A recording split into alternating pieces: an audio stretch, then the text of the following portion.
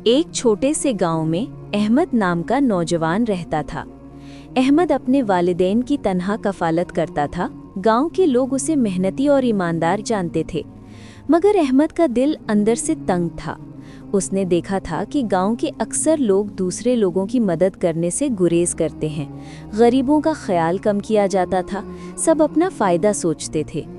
एक दिन अहमद राहों से गुजरते हुए एक बूढ़े शख्स से मिला जो थका थका नजर आ रहा था और उसके हाथ पांव में तकलीफ थी। अहमद ने रुकते हुए पूछा, दादा जान, क्या हाल है? क्या मैं मदद कर सकता हूँ? बूढ़े ने मुस्कुराकर कहा, बेटा, बस मुझे थोड़ी सी सूरत हाल ठीक करनी है, मगर मेरी कुव्वत कम है। अहमद ने फौरन अपनी जेब से पानी का ग्लास निकाला, बूढ़े को पानी पिलाया, फिर उसके हाथ पकड़े और गांव के मरकज तक साथ लाया, जहां एक छोटा बेंच था। वहां उन्होंने थोड़ी देर आराम किया। बूढ़ा मुस्कुराते हुए बोला, बेटा, आज तूने सिर्फ एक छोटा इक़दाम किया, मगर उससे मेरा दिन बदल गया। लोग बड़े बड़े ओहदे या बहुत बड़ी कुर्बानियों का इंतज़ार करते हैं, मगर अक्सर वो छोटा कदम ही सबसे अहम साबित होता है।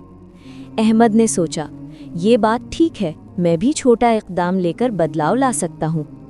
अगले दिन से अहमद ने गांव ने एक नया अहद किया, रोज़ाना कम से कम एक शख्स की मदद करना, चाहे वो काम हो, रास्ते में किसी को उठाना, या किसी को मुस्कुराने का सबब बनना, या किसी गरीब को खुराक देना।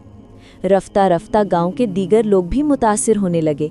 एक ने देखा कि अहमद ने पीने का साफ पानी की सहूलत मुतारफ कराई, दूसरे ने एक हसीना खातून की खरीदारी में हाथ बटाया और तीसरे ने बूढ़े ज़मींदार की फसलों में मदद की। इस तरह छोटे छोटे इक़दामात ने मिलकर पूरे गांव की फ़िज़ा बदल दी। लोग ज़्यादा मेहरबान, ताउन करने वाले और एक दूसरे की कदर करने वाले बन गए।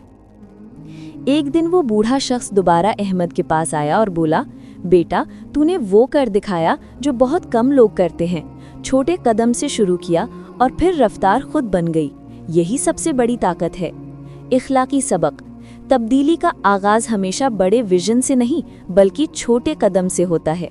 अगर हम हर रोज़ एक अच्छा कदम उठाएं, चाहे वो बहुत छोटा ही क्यों न हो, वो कदम वक्त के साथ बहुत बड़े असरात पैदा कर सकता है।